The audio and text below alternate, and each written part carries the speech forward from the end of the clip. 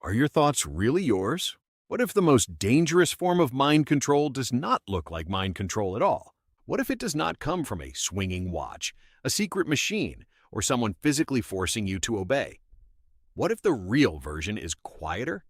A sentence that makes you doubt yourself, a compliment that makes you lower your guard, a threat hidden inside love, a lie repeated until it starts to sound like truth, a person who makes you feel guilty for questioning them.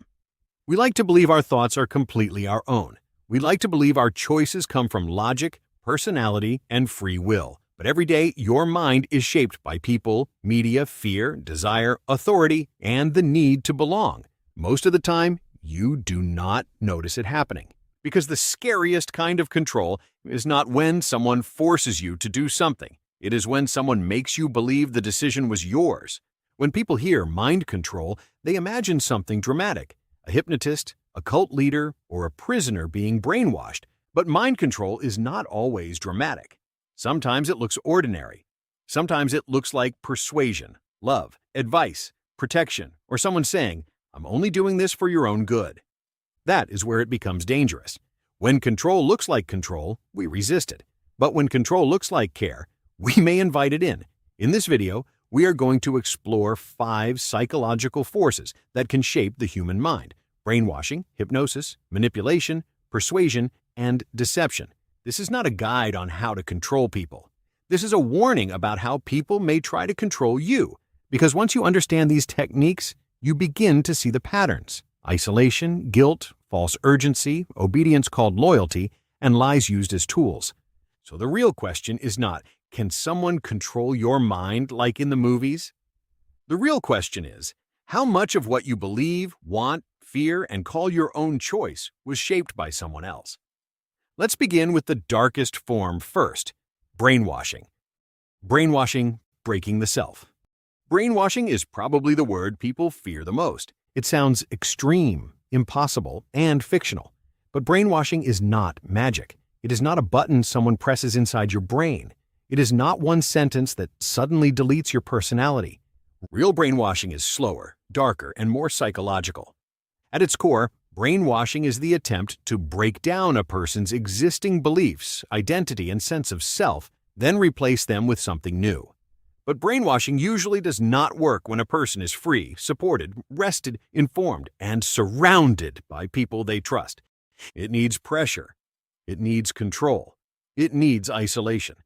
As long as you can talk to people who know you, question what is happening, compare ideas, rest, and step away, your mind has defenses.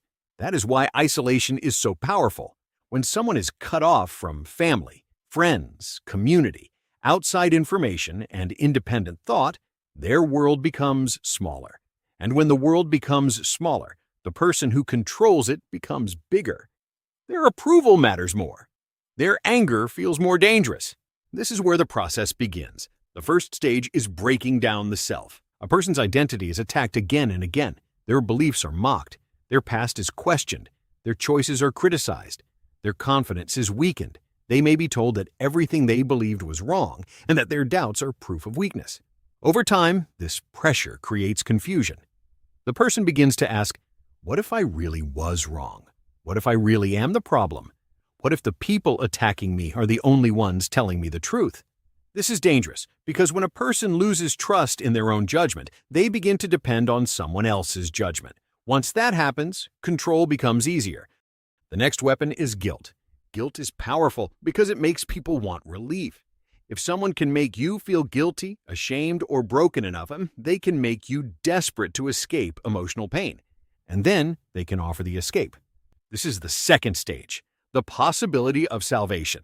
After breaking a person down, the controller suddenly offers kindness, comfort, reward, belonging, or a sentence like, "I can help you."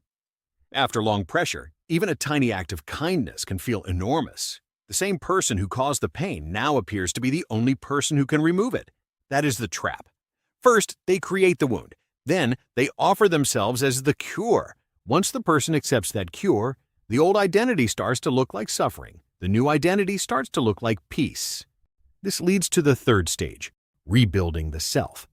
By this point, the person may be exhausted, confused, ashamed, and hungry for certainty. So the controller presents a new belief system, a new identity, a new group, and a new version of right and wrong. This new identity promises relief, belonging, answers, and acceptance. That is why brainwashing is so disturbing. The final choice may feel voluntary, but the entire environment was designed to make the old identity painful and the new identity comforting. So was it really a choice, or was it a choice made inside a cage? Most of us may never experience full-scale brainwashing, but we may experience smaller versions. Someone who isolates you, makes you feel guilty for boundaries, calls doubt betrayal, then offers approval as a reward. Not every disagreement is brainwashing. Not every strong opinion is control. But when someone separates you from support, destroys your trust in yourself, and makes you dependent on their version of reality, pay attention. Because the goal of brainwashing is not just to change what you think. It is to change who you believe you are. Once someone controls your identity, they don't have to control every decision.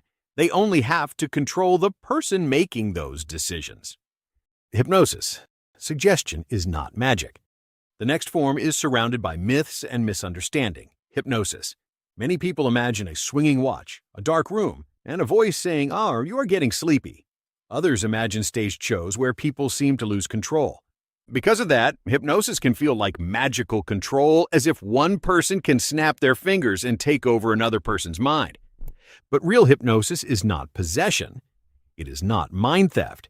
And it is not a secret doorway that lets someone erase your free will. Hypnosis is better understood as focused attention, relaxation, and increased responsiveness to suggestion. The key word is suggestion, not command. A hypnotist does not force an idea into your mind. Hypnosis works by guiding attention and creating a mental state where certain ideas may feel easier to accept or imagine.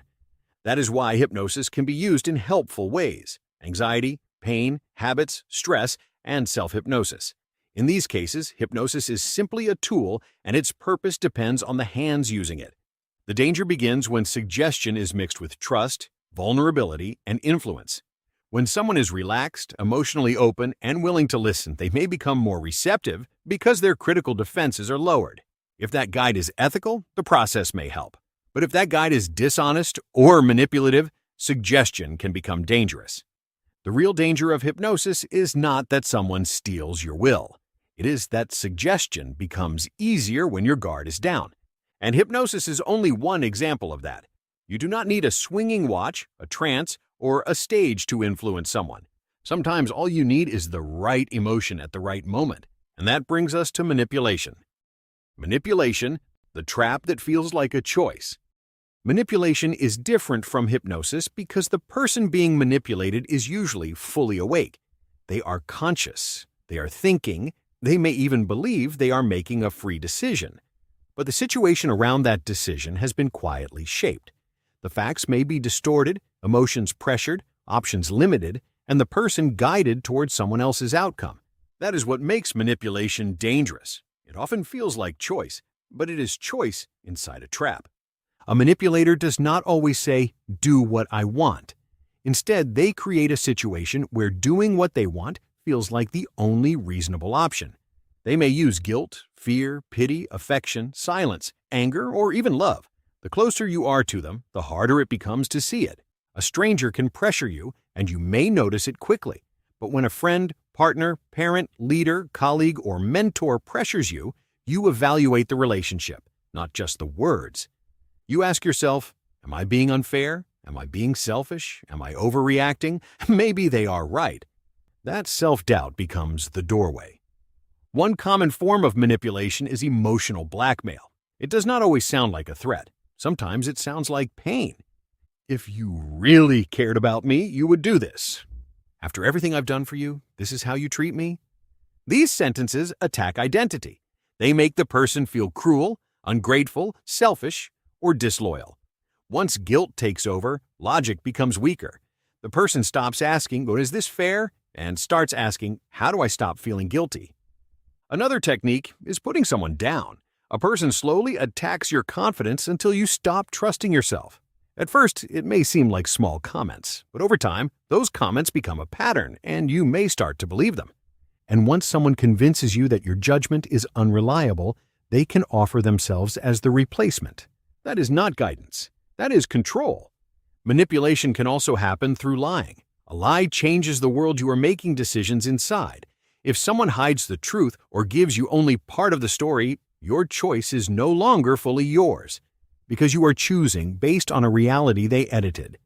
Healthy influence gives you space to think. Manipulation makes thinking feel dangerous. Healthy love respects boundaries. Manipulation treats boundaries as betrayal. Healthy advice gives information. Manipulation gives pressure. So if you leave a conversation feeling smaller, guiltier, more confused, more afraid, and more dependent than before, pause. Do not only ask, "What did they say?" Ask, "What did their words make me feel responsible for?" Because manipulation does not always begin with a command. Sometimes it begins with a feeling. Persuasion, the invisible force around you. Manipulation is usually personal. Persuasion is bigger. It moves through advertisements, politics, social media, sales, branding, public opinion, and everyday conversations. Persuasion does not always feel like control. Most of the time, it feels like information, advice, or choice. Sometimes persuasion is not bad. A doctor may persuade someone to quit smoking. A teacher may persuade a student to think more deeply. A friend may persuade you away from a bad decision. Persuasion can guide. The problem begins when it stops respecting your freedom and starts exploiting the shortcuts in your mind. Your brain uses shortcuts. Who believes this? Who is saying it? Do I like them? Is this urgent? Am I about to miss out? One shortcut is reciprocity. When someone gives you something, you feel pressure to give something back. Free things are rarely just free. Sometimes the easiest way to repay them is to say yes. Another force is commitment and consistency. Once we say yes to something small, we are more likely to keep saying yes to things that match that first decision. Just try it. Just sign up. Just take the first step. Before you realize it, you may be deeper than you intended. Then there is social proof. When many people believe something, use something, or follow something, we assume it must be right. But popularity is not proof. A crowd can be wrong. A trend can be empty. A viral idea can be false. Another force is liking. We are more easily persuaded by people we like, but liking can blur judgment. A person can be charming and still be wrong. Then comes authority. A title, uniform, certificate, confident voice, serious tone, or large platform can make a message feel believable. Authority can be useful, but it becomes dangerous when appearance replaces evidence. Finally, there is scarcity. Only 3 left. Offer ends tonight. Limited edition, last chance, exclusive access. Scarcity works because the brain fears missing out. It shifts the question from, "Do I need this?" to, "What if I miss it?" That shift moves you from thinking to reacting. Persuasion works best when it prevents calm thinking. It changes the emotional atmosphere around your decision. So pause. When someone adds urgency, pause. When someone uses fear, pause. When someone leans heavily on popularity, pause. When someone hides behind authority without evidence, pause. Ask, who benefits if I believe this? What information is missing? Would I still want this tomorrow? Am I choosing or reacting to pressure? These questions do not make you immune, but they make you harder to control. Deception. When reality is edited. Persuasion still shows you something. A message, an argument, an image. Deception is darker because deception changes what you think reality is. And once your reality has changed, your choices change with it. A person does not need to physically control you if they can control the information you use to make decisions. They do not need to force your hand if they can make you believe the wrong thing. Human beings do not act based on reality itself. We act based on what we believe reality to be. This is why deception is not just lying. Sometimes deception is a half-truth. Sometimes it leaves out the most important detail, changes the order of events, distracts, exaggerates, or creates a world that feels complete while key pieces are missing. A complete lie may be easier to challenge, but a half-truth feels believable. It contains just enough reality to pass as truth. One form of deception is camouflage. The truth may technically be there, but it is buried under noise. A company may hide an important detail inside complicated terms. A person may admit something, but surround it with so much confusion that you miss its meaning. Another form is disguise. Control is disguised as care. Jealousy is disguised as protection. Self-interest is disguised as sacrifice. Pressure is disguised as advice. Obedience is disguised as loyalty.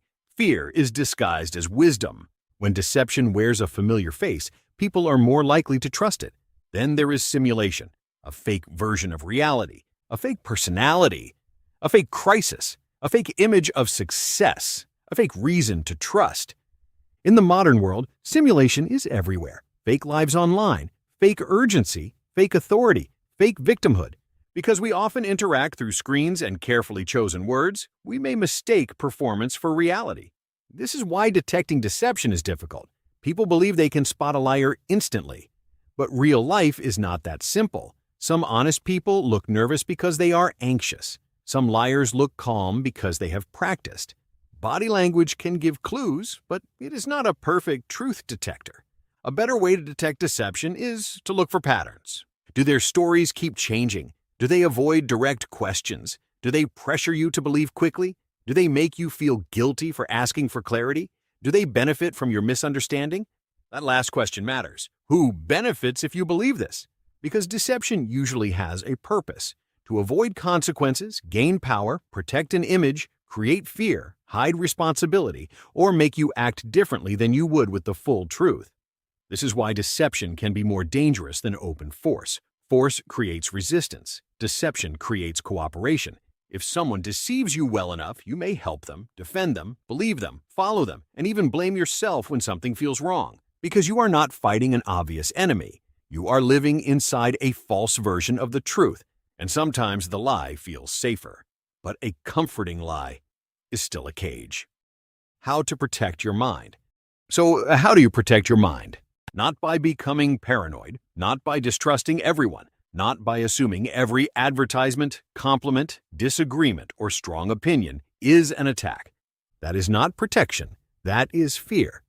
Real protection begins with awareness, because once you can name what is happening, it becomes harder for it to control you. Guilt feels different when you see it as pressure. Urgency feels different when you see it as a tactic. Authority feels different when you remember that confidence is not truth. The first defense is the pause, that small moment between pressure and response, between emotion and action, between someone else's demand and your decision. The pause gives your mind room to breathe. Ask, am I being rushed? If someone needs your answer immediately, ask why. Real truth can survive patience. Am I being isolated? If someone wants you to stop talking to people who care about you, pay attention. A healthy person does not need to cut you off from every other voice. Am I being made to feel guilty for asking questions? Questions are not betrayal. Doubt is not disloyalty. Boundaries are not cruelty. If someone punishes you for wanting clarity, they may want obedience, not understanding. Am I being given facts or only emotions? Fear can be useful. Anger can be justified. Hope can be powerful. But emotion without evidence can become a leash. And finally, who benefits if I believe this? Who benefits from your fear? Who benefits from your guilt? Who benefits from your silence? Who benefits if you stop trusting yourself? The goal is not to become impossible to influence. Every human being is influenced by family, culture, memory, fear, love, pain, hope, and the world around them. The goal is to become conscious of the influence. To notice when a choice feels urgent. To notice when guilt appears every time you set a boundary. To notice when someone calls control care. To notice when something feels true only because it was repeated often enough. That awareness is power. Because the mind is most vulnerable when it does not know it is being moved. So question what deserves questioning. Pause when you feel pressured. Verify what sounds too convenient. Stay connected to people who keep you grounded. And never confuse influence with truth. Your mind is human. That means it can be shaped, but it also means it can wake up. And once it wakes up, the tricks become easier to see. The pressure becomes easier to resist. The illusion becomes harder to maintain. And the choice becomes yours again. If this video made you think of a situation where your mind was being pushed in a direction you did not choose, share it in the comments. For more videos on dark psychology and hidden forces behind behavior, subscribe. Because the more you understand the mind, the harder it is to control.